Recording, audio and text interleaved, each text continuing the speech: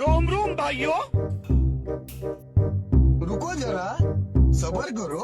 ओ आज काय झालंय तुम्हाला एवढं शांत का बसलाय? आज मी ठरवलंय काही बोलायचं नाही, समजलं? बरं बरं मग चहा नको ना?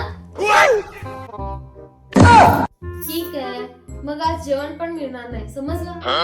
म्हणजे नाही म्हणजे काय? अरे काय बोलणार नव्हतात ना?